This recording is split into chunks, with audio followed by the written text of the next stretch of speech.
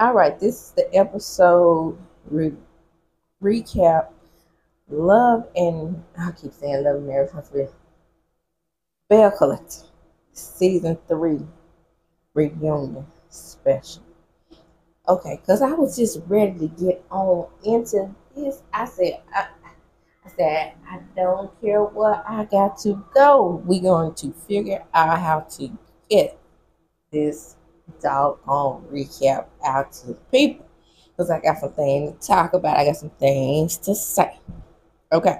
So the episode opens up with Trish and Joshy, and they are still backstage. And, she's apologizing to him. And he said, well, you know what? Why did Cliff wait until we got onto TV to apologize? It seems fake to me. And she said, well, that's a bigger conversation that needs to be had. We will have it outside of the show. Now let me get back out to again with the girls. Okay?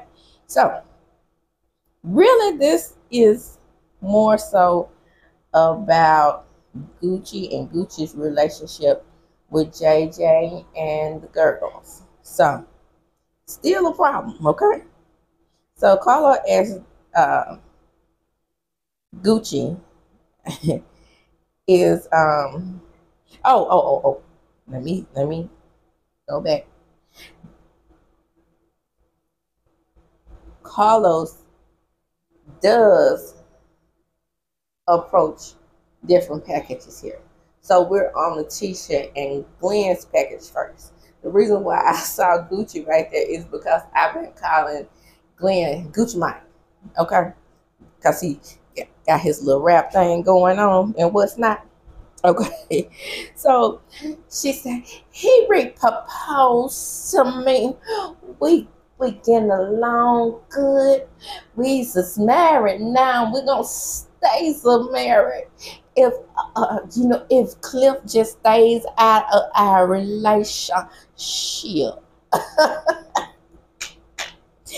Child, bye, Cliff is not your problem, okay? Glenn popping up on the scene with a gangster lane is your problem. However, for some reason, Carlos took this to be very light. And he said, the people love Glenn, baby. No, the people don't love Glenn. The people see Glenn being an a-hole, and what he should have done was drill the shit out of him. Because what happened? Did they even mention when they did the commercial? Because he acted a long. Oh, get that commercial. Embarrassing. Do you hear what I'm saying? Okay. So, Carlos says, well, they say the men on this show are toxic. And then it's like, what? Who, us? Not us. We're not toxic. No. Yeah. So, Carlos, you read my tweet. Well, I'm going to pat myself on the back to my own horn and assume that it was my tweet that he read because I got right on up under his comments and told him, you're raising misogynists over there down to the good old on the Oppressed Women Network. Shout out to one of Bundy fans.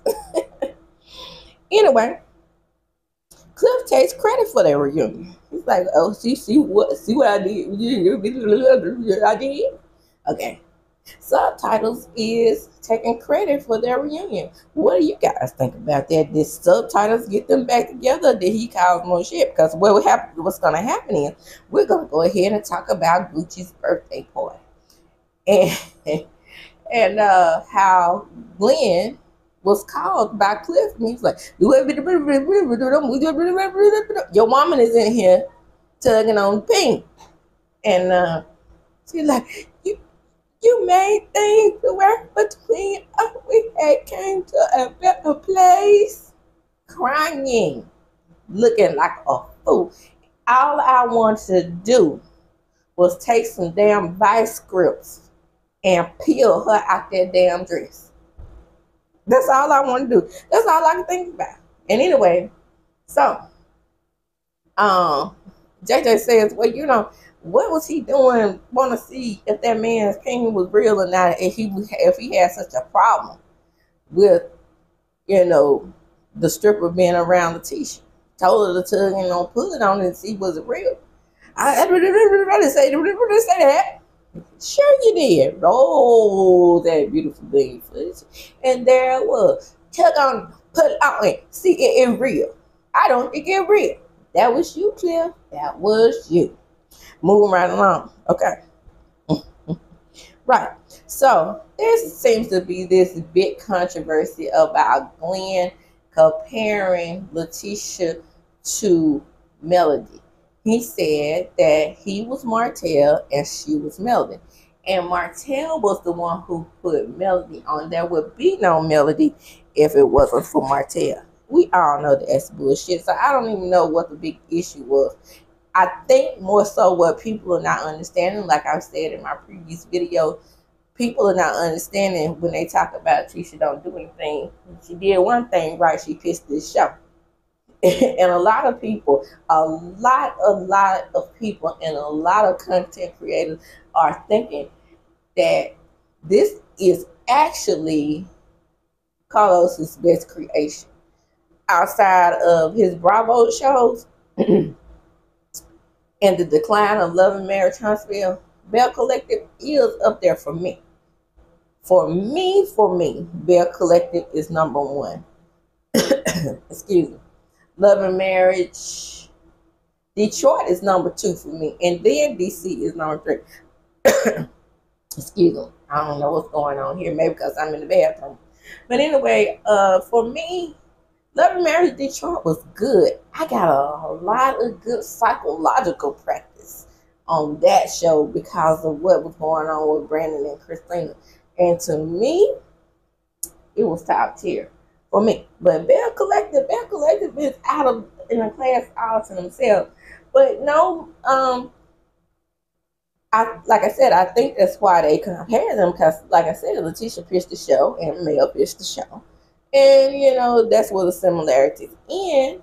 I don't know if they're saying that Letitia can be like Mel because she's bigger or what the deal is.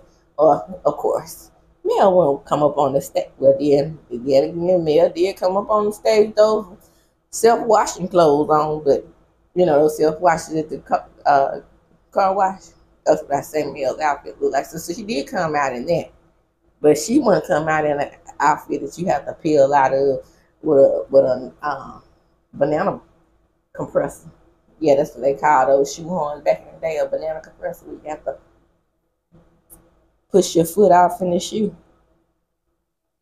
And instead of pushing your foot off in the shoe, you trying to peel that dress off of her titties.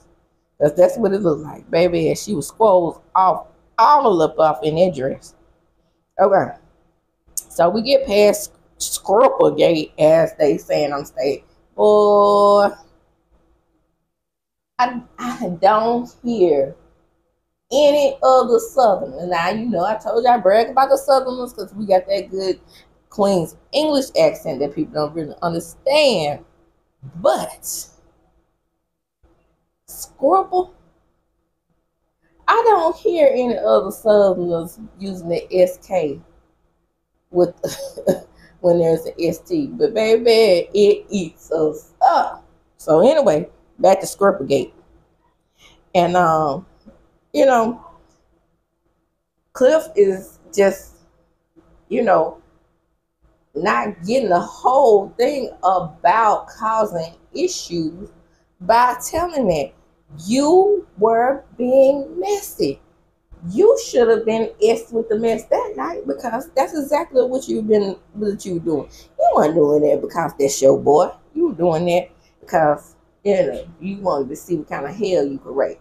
Moving right along, we get to the Queen of Jackson. And the Queen of Jackson, she's the Queen of New Jersey. However, Miss Acacia says she's the queen of anywhere she goes. We're not going to spend too much time on this. She works on Ferris Street. She does a lot of things in her community. Bravo, bravo. She also says that she has many projects coming up. She don't want people to necessarily know everything that she's doing on Ferris Street because sometimes you just have to move in silence. And I agree with her on that. And like she said, she's the queen where she goes. That's pretty much all I can give her on that. Move right along. So, Carlos and Gucci coming. Oh, here we go with the bullshit. Okay. He asked her if she thought that LATRICE set her up. And she said, yes. Season 1, no Selena. Season 2, no Selena. Season 3, here comes Selena when I have an issue with you. And see, this is the shit that nobody points out about LATRICE. She does it all the time. Like I said, she brings things to the show when she gets mad at people. First of all, it's the digging up of the past, digging up of records, or digging up of whatever fraudulent thing that she comes out with the show. If Marie is committing fraud, let her commit fraud over there. So what? Mind your business over there. So when you do things like this, you are going against the other Bells, and that's why they look at you sideways, sis. That's why. But nobody says it's why. Oh, they jealous of her. Oh, that's the common thing on this show. Everybody's jealous of everybody. No, not necessary.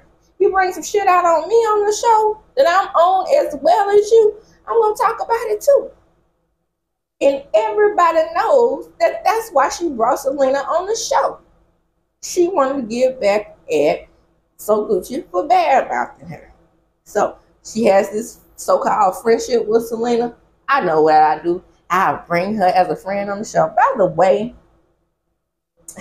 before we get all off up into it, I'm not so impressed with Selena as a reality star. Okay? Never have been, really, to be honest with you. And a lot of people never were either. But all of a sudden, now that she's going up against So Gucci, she got all these fans. Get the fuck out of here. That bullshit. I'm serious about that. That's getting on my damn nerves. Anyway, so Carlos asked who's the closest to Selena on the stage. And LATRICE says, of course, me and Tambra. Okay. And then Gucci says, no, Cliff is. Now don't forget this affair that Cliff and Selena had. Okay? However, let's just say a little birdie told me that they were definitely separated when they had this affair. However, JJ was trying to get back with Selena. LATRICE said, oh, I never would have thought this would have happened because Selena is the most sweetest, now. You can use sweetest alone, okay? You don't have to add most in front of it. The sweetest, kindest person that you would ever meet. Everybody knows that. Not everybody. Everybody got an enemy. And like I said, her running around telling people she was first and she was on TV first. What the fuck? Everybody was second to somebody.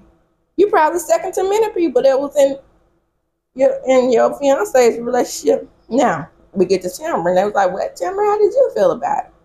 And Tamara was like, well, to me, listen to what she said. She tried not to throw Selena on the bus after, LATRICE had given her that glowing representation. But what she said was, and read between the lines now, she said, well, it got heated after she said extra, but I thought they were playing. That's important, because what happened was, when you think somebody is playing and everybody else think they are playing, but the two of them, then that's when the issue arrived. Selena turned it up for TV. I don't give a damn what nobody says. Period. Because again, from my vantage point and from a lot of other people's vantage point, Gucci did walk away. She tapped her on the shoulder, like I said, with the ugly red clutch, and said, I'll show you an extra. I was the first. I was the first on TV. Just shut up. Nobody care about that. You being a first here, first there. I'm not a fan, and I can say it. And don't come up under my comments and act like we're gonna, disagree respectfully. Okay?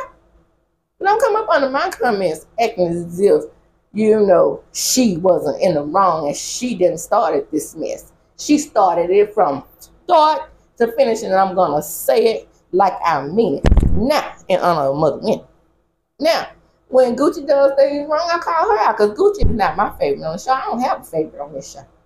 Let's keep that 115. Oh, by the way, Selena's not on the show. But everybody wants something on the show. Like I said, go ahead and put on the show that you had on Monique Effect. Carlos, you already, you know, got disappointed with bringing and giving Momo her own show. The other violent one in your hemisphere. I said what I said. Okay, now, again, you bust me in the face with a glass. I almost cut my motherfucking eye out. See, don't I tell somebody? And besides all that, what a lot of people are not recognizing, this is the own network. Okay? That's probably why she can appear on the show, was because OWN made the decision to not have her on the show. Because Carlos was just chomping at the bits to have her on there. So it probably wasn't Carlos's decision. Carlos got a boss too. And that boss is spelled OWN. I said what the fuck I said. Okay. So they bring out Sanjay and Sky. Okay, I'm trying to think of those looks. Did I like either one of those looks? Not really. No, I don't like that looks, but it's okay. It's okay. So they start in on JJ, and they were like, JJ, well, I'm calling JJ, Dad, you know, you spoke ill of Mom, and as long as you're speaking ill of my mother, you are speaking ill of me. Let me give you some little background that I know that I'm going to put in the foreground. I 117,000% believe that she was an absentee parent. What the circumstances were that caused her to be an absentee parent, that's neither here nor there. A lot of people saying it's because she had the stroke. A lot of people are saying because she was so depressed over her son who passed away. No, JJ had those girls from the time they separated. I do know that. So what is the deal about him saying that he had them? What's the deal about him saying that Shantae, so Gucci, helped raise them? What's the problem? I don't understand what the problem is with that. The truth is the truth, and they never watch them. Pay attention. Now you all on Twitter thinking you know in these people's business, but I can guarantee you this: neither one of those girls denied that he raised them. What he said was in the melee that nobody ever brought up on Twitter, because I paid attention, was that he clearly said in the melee, I raised you right. I was stricter than your mother. Okay? And that often, let me throw on my psychology hat. Let me throw it on. That often happens when one parent is out of the home and the other parent is in the home. And the parent in the home is always looked upon as the bad guy because, you know, they're setting rules and boundaries. You can go over absentee parent house on the weekend, of course. That's all you're going to do is have fun because you're missing each other. You want to have that time for each other. So JJ stepped in, and I agree with him 100%. JJ stepped in when she wanted to kind of let the children be raised by her grandmother because she wanted to do other things. We're going to be keep it real. Okay? Now, Hooters is a restaurant that opened in Jackson not many years ago. It's really a fresh type of restaurant because it was open probably like in, I want to say maybe 2000-ish, maybe 2001-ish. So it was fairly new to Jackson. One of the first Hooters restaurants over, waitresses over there. What is the fucking big deal about that? So I asked what entrepreneurial skills did this woman have? somebody said they got a t-shirt line, her and the girls. Bravissimo, because I was wondering, since y'all clamoring to have her on the show, what the hell she gonna bring to the show besides being a loud mouth, think she pretty, think she better than everybody else, and think everybody jealous of her type of character on the show, aka also LATRICE. I said what the fuck I said. Anyway, boy, I tell you, I can't make this stuff up. So they go back and forth, and then they point at Gucci when he said, "Do you think I would allow somebody to mistreat my children when I know this woman did things for you?" I wanna, and I could feel him in this moment. I wanna fell in love with this woman if I thought she was mistreating me. There they go point at her again. So every time he says something in Gucci's favor, pointing at her like she was an evil, wicked stepmother. Like I said in my previous video, in the finale, if she was an evil, wicked stepmother, sending those children with their hair scattered all over their heads, hungry and beaten up, couldn't school district wouldn't put up with that. And one thing, let me throw on my psychology hat again. Here I go, here I go, here I go. I'm telling you, I don't care what these people say on Twitter and other social media sites.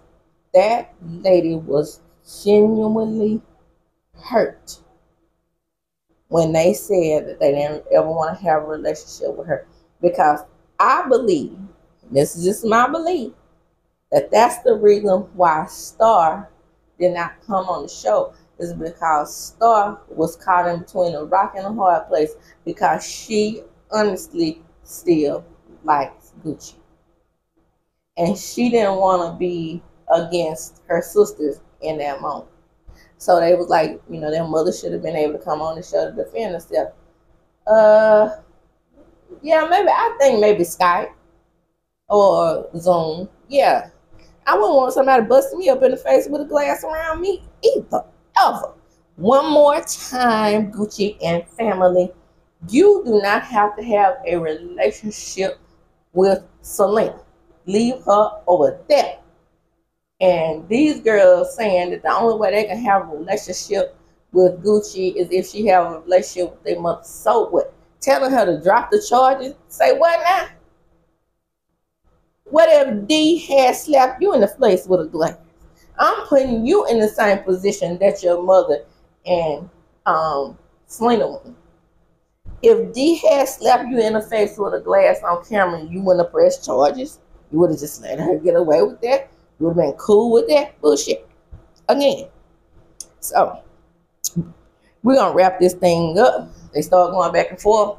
Carlos is having a fit, and he says that this thing is going to have to end. We're going to have to separate each other. We're not having it anymore. He's making an executive decision. I think that was for the best. They go backstage and have some more conversation about it, but at the same time, you know, they pretty much clarified that they're not going to have a relationship with Gucci as long as she has a problem with their mother. I know many people that can have a relationship with one person and not have a relationship with the other person.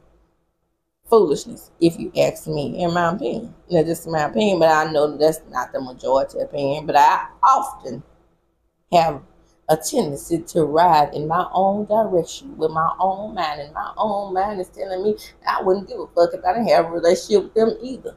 You get on TV and embarrass me, hurt my feelings, and act like I ain't done shit for you when I know I done put my whole life on the back burner for Jay and his kid.